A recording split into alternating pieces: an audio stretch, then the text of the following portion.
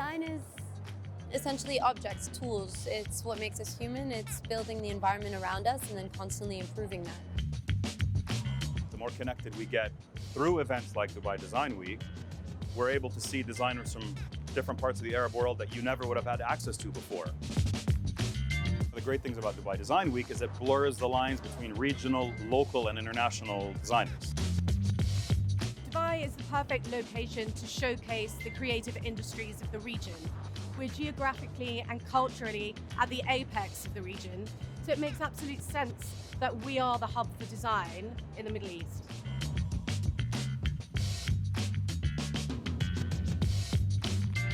Design are certain dreams that are imagined by creatives that are able to turn them into a reality. Design is art. It's functional art that serves a purpose, to invoke some kind of emotion that you wouldn't normally find on your own. The design landscape in the region is evolving. It's obvious that designers want to set themselves apart when they come from this part of the world. Rather than being identified as Middle Eastern, they want to be inventive and they want to take their ideas into the contemporary space.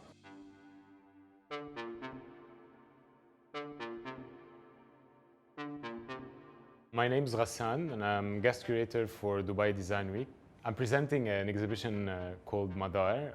Madar means orbit in English, and the whole idea is how different cities in the region are orbiting around design. The common thematics within Madar are projects related to sustainability, material innovation, about the manufacturing industry, about the educational system that is related to design. The idea is to bring all the different components of what constitutes a design ecosystem or a design industry in one place to show visitors a sense of background of the products that they see.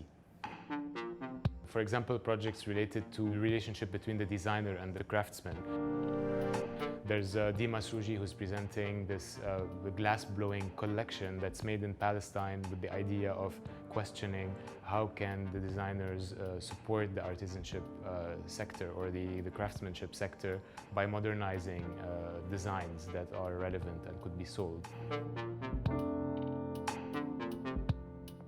One of the interesting projects as well is a collaboration between a waste management agency called BIA and local designers, where they provide them with materials that are usually waste materials like rubber, and then these designers use this material to innovate and turn them into actual furniture and material for furniture, which means we're also tackling the issue of sustainable materials, of recycling, upcycling, which is also the role of designers in advancing their communities. Cleola is a startup based in Cairo. They created this product where it's made out of clay, where you insert it within the plant, and the plant would actually consume the exact amount of water that it needs instead of wasting water or excess water on irrigation.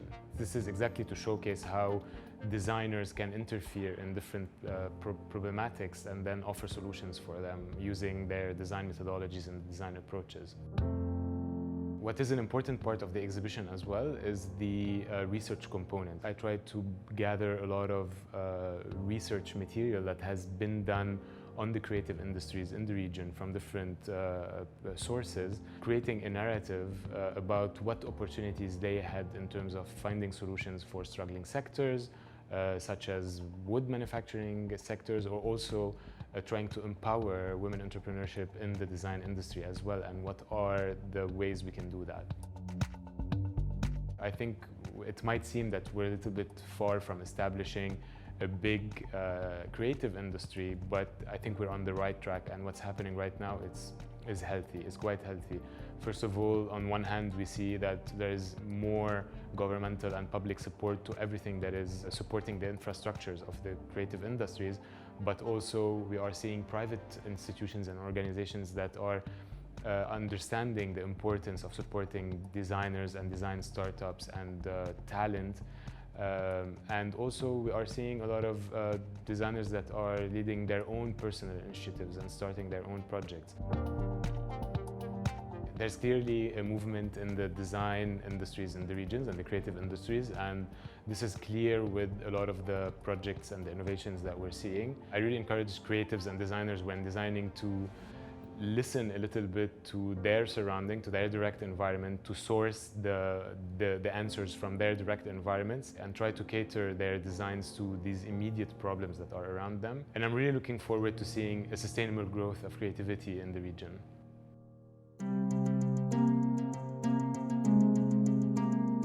I think it's incredibly important that designers who are starting out here have a viable career path. It's really important that from an educational perspective, from a commercial perspective, and programs like, for example, like Tanween, they actually help to nurture the talent and the ambitions of young designers, and then they bring them here so they can meet the market and work out how their products can be refined in order for them to be commercially successful.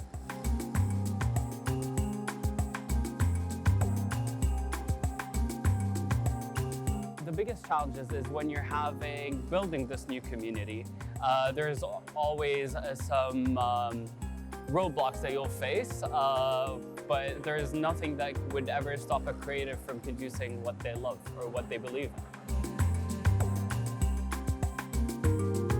I think the main problem the designers in the region face is finding the right materials. What's really great about these challenges that face the designers is that the local institutions try to create programs or incubators to develop their skills and provide them the resources they need. My name is Salim Ahmed. I'm the design project coordinator at Tashkil. We are an art and design organization. One of Tashkil's key initiatives is the Tanween Design Program, which is a program that is tailored for emerging designers living here.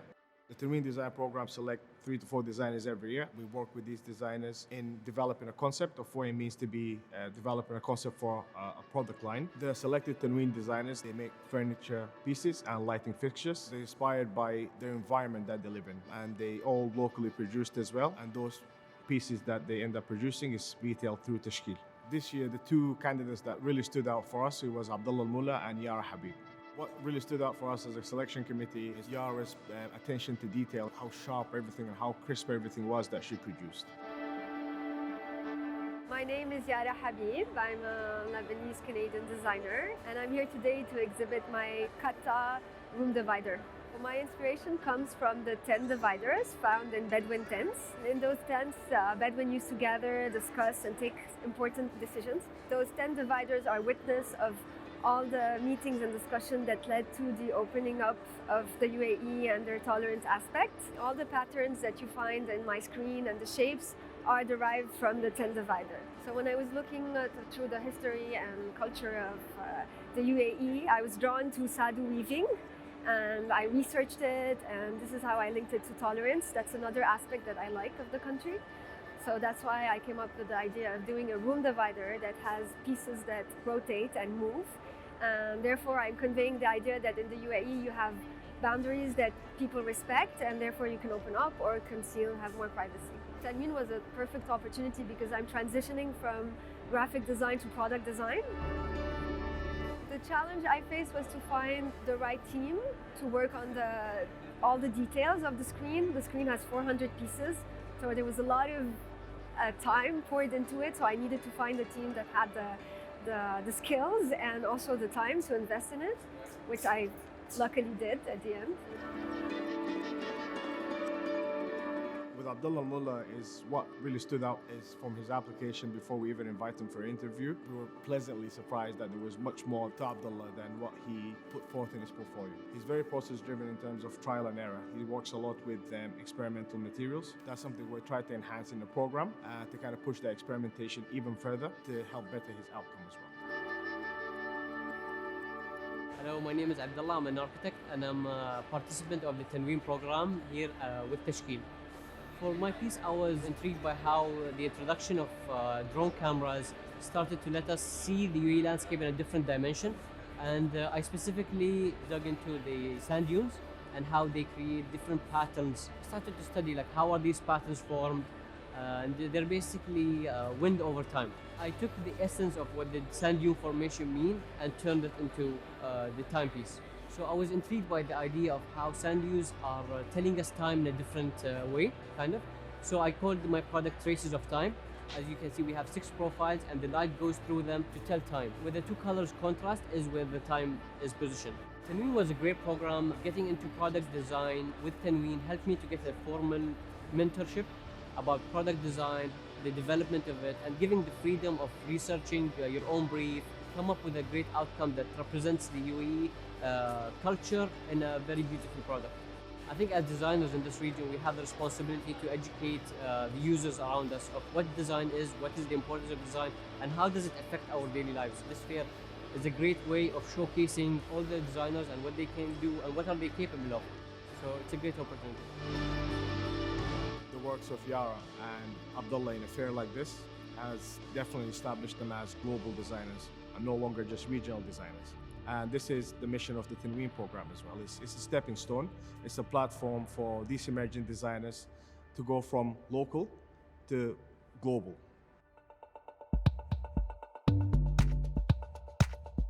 The beauty of Design Week is that you can see designers side by side, both representing their work from elements that are found in nature or sustainable materials. There's no difference between a regional talent or an international talent, and side by side they're capable of showcasing their designs. I'm Fernando Mastrangelo and I'm here for Dubai Design Week. This becomes the epicenter of the Middle East, essentially, for design. To have it here and for it to be able to bring an audience and bring people from all over the world, it expands our idea of what we think design is. I think it's important. I think it's an important thing for us to continue to open markets and to continue to create more of a global community. I mean, that's really what it's about, I think. Naturally, anytime that I'm making new work or I'm thinking about making new work, I think about the sort of concept of where I'm going, or or if I'm trying to like think about the region that I'm talking about. That's kind of just what I always do with my work. It's always conceptually driven. I'm exhibiting 3 new pieces that were inspired by Dubai. I wanted to create a metaphor for the sun here because it is such a powerful force. So there's one that's called Sahara, and that's basically a large-scale, round, gold mirror with this sort of crescent of sand at the bottom, sort of cradling this idea of the sun. So it's the sand sort of cradling the sun. Knowing what I had in my head and for this piece, I had to come out here and actually see the physical space and see what if the translation that I had made was actually real,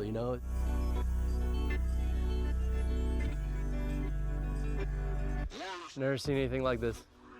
It's powerful. The sun and the sand is like becomes one here. It's beautiful. And then I have a second piece called Marina that is this blue organic mirror that has this gray sand sort of to look like steel. You see my finger marks and you see the hand sort of building the sand, almost to talk about the metaphor of how Dubai has been built from sand to steel. It's completely man-made, this whole city. It's incredible. And then you have Aurora, which is based on my drift mirrors, pink and purple with white. It's quite beautiful, based on the sunsets of Dubai. How do you design with purpose? I think that one of the great things that we could think about is sustainability. How do you actually create sustainable ways of designing? In my studio, we're trying to figure out how to become more and more sustainable as we grow and as we think about what design is today. In the last year, I've created works for, out of recycled plastic. I did a project in Times Square that was all made out of recycled glass. We created an entire house out of it. That glass can be broken down once again and reused. Finding a harmony between how we design and how we build and how we think about how we want to live. I think that that's probably the biggest challenge today in design. Most of the time, design is trying to solve a functional problem. Here, I'm not really solving any problem.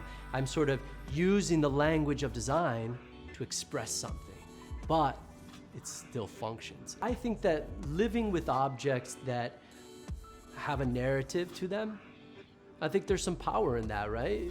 You know, you never think that maybe the mirror that you're looking into could actually also tell a story about the times that we live in. I think that that could be powerful. And also, it's been my mission to try to bring nature indoors. As humans, we live more and more in cities. I think that we yearn to be outdoors. I think that we yearn to be with nature more and more. I think that that's why people have resonated with my work. I think that that's what has continued to inspire me to make work, for people to feel that moment of like, oh, this feels familiar, feels good.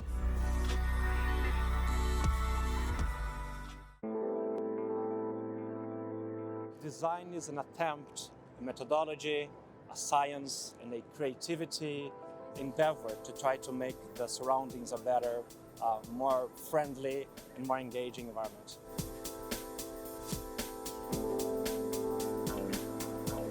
Dubai is all about being open to new ideas. We're kind of a test bed. You know, we're experimental. We do it in the show. The city does it at large. If somebody has a great idea, we are very open to seeing how we can make that a reality. I think the mindset here is really perfect for an exhibition like the Global Grad Show.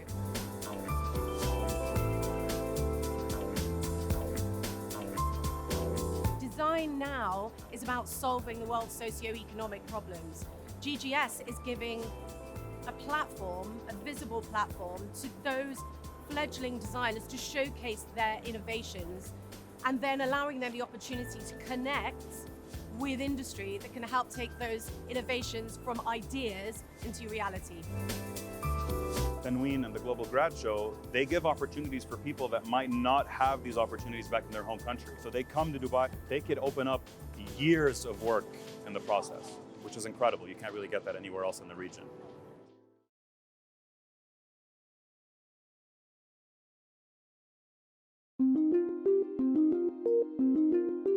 The Global Grad Show is the world's leading exhibition of graduate design work and takes place every year as part of Dubai Design Week. We reach out to the world's top design, art and technology universities, and we ask them to put forward their best graduate work. We had over 1,200 submissions this year, so I had the happy task of whittling that down to 150 projects. So there's a huge geographical reach to the exhibition, which is what's so exciting about it, I think. And of course, there's solutions for how we can design today for a better tomorrow.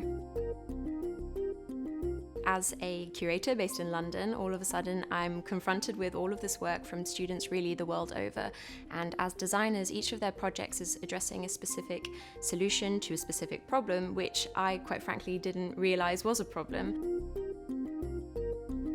That's the real pleasure of being at Global Grad Show, and also for visitors and also for all of the participants, is that they get to share each other's experiences. But in all cases, design really has a role to play in addressing those. A great example of this was a project that we had submitted from a student from Pakistan who's designed this discrete sleeping solution for migrant workers. Karachi gets about 45,000 migrant workers that come looking for work, and they're mostly people with families back at home. So they do have homes, but when they come to Karachi to look for work, they cannot make enough money to afford themselves a place to sleep in. So I decided to design something for that in my thesis project. Being a global citizen, I see application of this in other areas too, because I have people coming and telling me from different countries that this could be applied there. It is a global issue and it's rising. A project I'm really looking forward to seeing this year is Biomaker, which is from a project from Mexico. And it's this incredible project where they've made a desktop 3D printer to 3D print bone scaffolds, which is a porous material that allows the body to build up cells within the pores, and then eventually over time the body absorbs the bone scaffold and it just disappears entirely. So it basically helps the body to repair itself.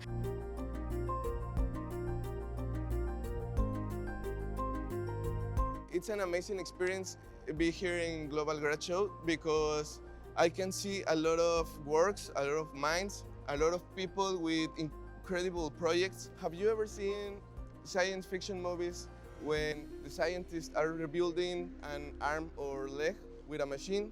Well, this is not so far from reality. My project was inspired in the structure of the bone. These structures can replace metal graft. This plastic can be into the body without cytotoxic effects.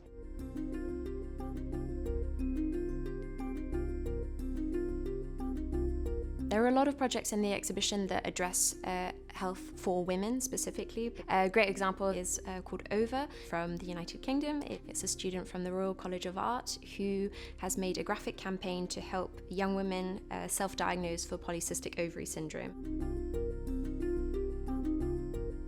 PCOS is a condition that affects up to 20% of women in the UK. The main barrier to access is communication.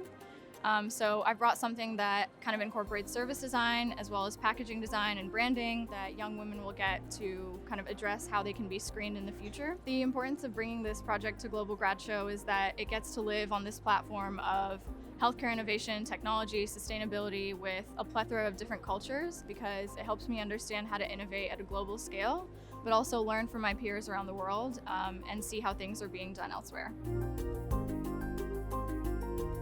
There are 150 young designers who are not shying away from the monumental challenges that we face in the years to come, with optimism, with intelligence, with compassion, and I think we have a lot to learn from all of them.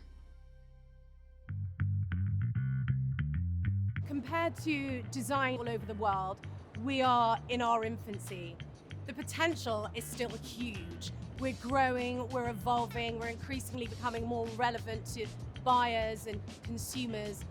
The future is very bright when it comes to the design industry, especially here in Dubai, as it represents the gateway to opportunity within the wider Middle East.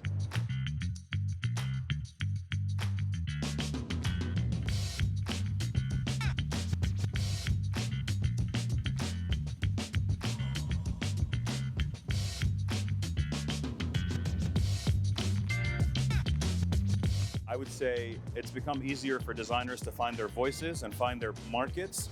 You have designers from Egypt and the region going to the US, going to Switzerland and exhibiting in places they never imagined possible. And you have designers coming to Dubai for the first time and opening up a whole new world, you know, and Dubai is a perfect example of that.